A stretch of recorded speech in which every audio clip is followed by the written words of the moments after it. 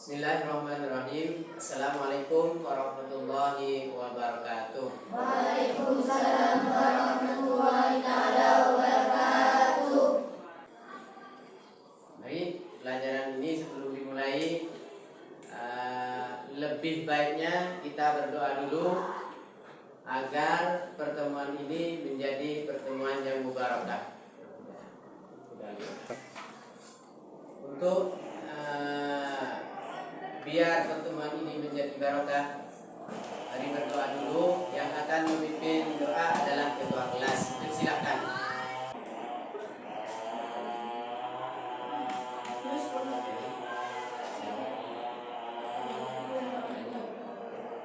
Waalaikumsalam warahmatullahi wabarakatuh. Mari kita berdoa. Bismillahirrahmanirrahim.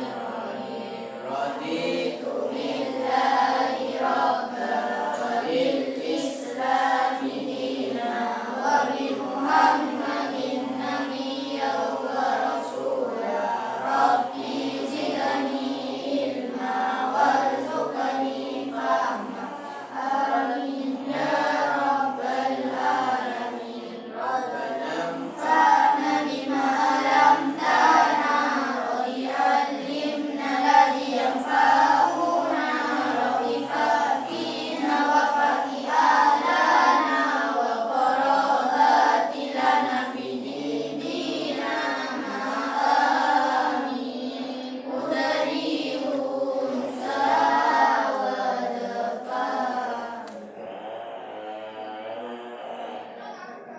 Waalaikumsalam warahmatullahi wabarakatuh. Anak-anak, bagaimana keadaan kalian semua? Baik. Sebelum kita mulai pelajaran ini, saya mau absen dulu. Yang pertama, Khalidah hadir. Yang kedua, Khairil Anam. Yang ketiga, Ilmiah. Terusnya Eva, Ais, Aluk, hadir. Hadir semua ya? Nah, hadir semua. Alhamdulillah. Nah, semoga kalian tetap diberi kesehatan oleh Allah dalam mengarungi mencari ilmu ini. Nah, mari kita mulai pelajaran ini. Masih ingatkah kalian di pelajaran di pertemuan yang minggu lalu ialah upaya Nabi Muhammad dalam membina masyarakat Madinah? Masih ingatkah kalian? Masih ingat. Sekarang pertemuan sekarang ini ialah sejarah kebudayaan Islam, upaya Nabi Muhammad dalam menegakkan kesepakatan dengan kelompok non-muslim. Ini pelajaran yang akan dipelajari sekarang ini. Kesepakatan Rasulullah dan para sahabatnya dengan kelompok non-muslim. Bukan hanya kepada orang Islam, kepada non-muslim itu juga Rasulullah membuat kesepakatan yang dituang dengan konten piagam Madinah. Itu, tahukah kalian apa itu piagam Madinah? Perjanjian damai. Ini yang membawa agama Islam, Nabi Muhammad. Yang kedua, menunjukkan perilaku jujur, disiplin, bertanggung jawab, peduli, gotong royong, kerjasama. Yang ketiga, menerapkan atau menganalisis pengetahuan faktual, konseptual, budaya, dan wawasan kemanusiaan berbangsa. Kompetensi dasar menghayati nilai dalam menegakkan kesepakatan dengan kelompok non-muslim. Rasulullah membuat kesepakatan kepada non-muslim, bukan hanya kepada orang Islam. Tuh. Di antara yang diajarkan Rasulullah adalah, tahukah kalian apa itu piagam Madinah? Apa piagam Madinah?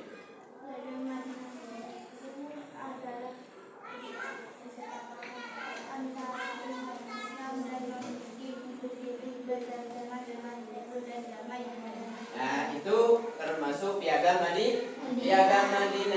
Piagam Madinah itu kesepakatan antara umat Islam dengan non-Muslim untuk hidup berdampingan di kota Madinah. Maka Rasulullah membentuk piagam Madinah atau perjanjian damai, yang mana dengan adanya perjanjian damai ini orang Muhajir, orang Ansor itu semua hidup damai, tidak saling bertengkar, tidak saling berperang, karena sudah ada perjanjian, sudah diberi janji, diikrarkan oleh Rasulullah, sehingga penduduk Madinah tidak akan berperang lagi dengan non-Muslim.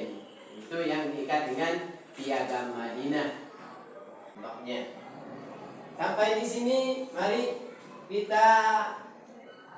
Kalian masih ada yang bertanya? Ada yang bertanya? Ayo silakan. Ayo, siapa yang mau bertanya? Ya. Mancing, ngebantar kok. Ayo. Apa saja isi piagam Madinah itu? Oh, yang ditanyakan yang kelompok 1 ialah yang nomor 1, apa saja isi piagam Madinah? Ayo. Apa itu piagam Madinah? Itu yang ditanyakan. Ya, sudah. Ayo, atas pertanyaan tadi, mari temannya yang akan menjawab. Temannya yang akan menjawab pertanyaan yang pertama ialah. Ayo, siapa yang menjawab? Yang menjawab? Yo. Ayo, yang kelompok kedua yang bisa menjawab. Ayo jawab. Yo. Assalamualaikum.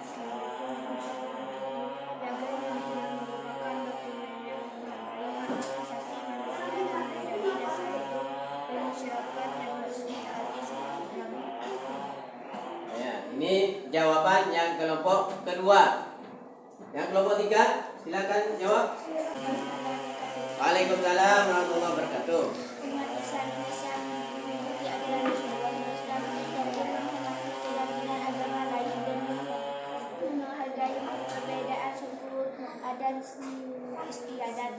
Keteladanan Rasulullah tersebut tercermin pada tindakan Rasulullah SAW memimpin Madinah yang menjalani kesepakatan dengan Muslim. Pertanyaan yang ketiga, yang keempat, yuk silakan jawab.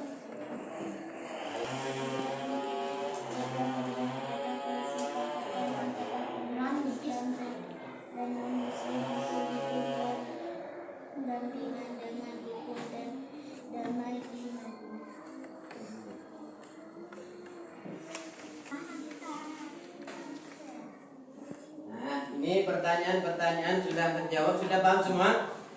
Paham ya? Yang ditanyakan ini apa isi perjanjian damai, perjanjian piagam Madinah, sudah dijawab. Semua kelompok yang mentandatangani antara Islam, baik itu orang non-Islam, sudah bertanda tangan di perjanjian itu, maka semuanya adalah hidup damai, tidak saling bertengkar, tidak saling menyalahkan orang lain. Itu semua adalah hidup rukun. Itu yang diajarkan oleh Rasulullah. Apa gunanya, hikmahnya dalam perjanjian piagam Madinah ini? Hikmah yang terkandung dalam piagam Madinah ini ialah Rasulullah mempunyai kebebasan menjalin komunikasi dengan kelompok lain karena sudah ada perjanjian damai. Sebelum ada perjanjian damai ini, Rasulullah mengajarkan agama Islam, menyebarkan agama Islam itu pasti diintimidasi oleh kaum Quraisy. Karena sudah ada perjanjian damai, ada kesepakatan, maka orang Quraisy tidak akan mengganggu meskipun Rasulullah menyebarkan agama Islam. Itu hasilnya. Yang kedua, beliau mengirimkan utusan kepada raja-raja non-Muslim di Jazirah Arab itu. Masing-masing pemeluk agama menjalankan agamanya harus saling menghormati. Itu dalam konteks piagam Madinah atau perjanjian damai tersebut. Mereka hidup dalam satu kesatuan meskipun beraneka ragam sukunya, karena sudah diikat dengan perjanjian tersebut. Karena sudah berjanji tidak akan tidak akan menyalahkan orang lain, tidak akan mengganggu orang lain, karena sudah ada perjanjiannya. Maka semuanya tidak akan mengganggu orang lain. Selalu Rasulullah juga menjaga perjanjian damai ini tersebut sehingga menguntungkan umat Islam, karena Islam masih ingin membesarkan kekuatannya waktu itu. Karena sudah ada perjanjian, orang Quraisy tidak akan mengganggu, sehingga Rasulullah dan para sahabatnya yang menyebarluaskan agama Islam itu dengan leluasa, tidak ada yang mengganggu. Itu hasilnya, faedahnya atau hikmahnya dengan perjanjian Hudaybiyah, perjanjian damai tersebut. Itu hasilnya menguntungkan bagi umat Islam. Kalau orang Quraisy memang memusuhi kepada Islam, tidak senang kepada Islam, maka Rasulullah dengan adanya perjanjian damai tersebut, Rasulullah dan para sahabatnya dengan tenang menjalankan misi agama Islam itu dengan tenang. Itu yang diajarkan oleh Rasulullah. Mari sekarang kita diskusi. Mari, karena sudah diskusi masing-masing, sudah diskusinya? Sudah menghasilkan kesepakatan? Dari masing-masing kelompok ada satu yang akan menjelaskan hasil diskusinya. Silahkan ketua kelompoknya maju ke depan. Dimulai dengan kelompok 1, hasil diskusinya silakan didiskusikan, dijelaskan. Ayo. Assalamualaikum warahmatullahi taala wabarakatuh. Waalaikumsalam warahmatullahi wabarakatuh. Kami kelompok 1 akan menjelaskan hasil diskusi kelompok kami ialah sikap masing-masing raja pada saat menerima utusan ke Rasulullah SAW berbeda-beda. Raja Najasyi Habasyi menerima surat Nabi dengan lapang dada dan masuk Islam. Membalas surat Nabi disertai pernyataan keislamannya. Ada pula yang menerima Islam membalas surat Nabi disertai pernyataan keislamannya.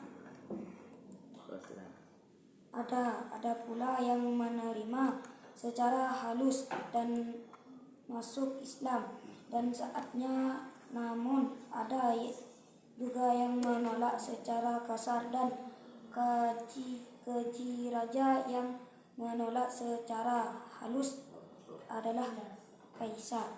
Nah, dari inilah kesimpulan dari pelajaran kali ini, yaitu Nabi setelah perjanjian Hudaybiyah, setelah damai Mekah, Madinah, penduduk Madinah setelah damai, orang Islam dengan non-Muslim, maka Rasulullah mengirimkan surat kepada raja-raja tersebut. Pelajaran kali ini yang telah kita pelajari ini tentang perjalanan Nabi Muhammad dalam membina masyarakat Madinah. Yang pertama adalah upaya dengan perjanjian damai. Yang kedua, setelah damai mengutusan surat kepada raja-raja. Semoga pertemuan kali ini, materi kali ini yang telah kami sampaikan menjadi ilmu yang bermanfaat kepada kalian. Semoga kalian tetap semangat belajar, menuntut ilmu untuk bekal kehidupan sehari-hari. Maka dari itulah kami sebagai pemateri, apabila kurang maka kami mohon maaf. Wabillahi taufiq wal hidayah. Wassalamualaikum warahmatullahi wabarakatuh. Waalaikumsalam warahmatullahi wabarakatuh.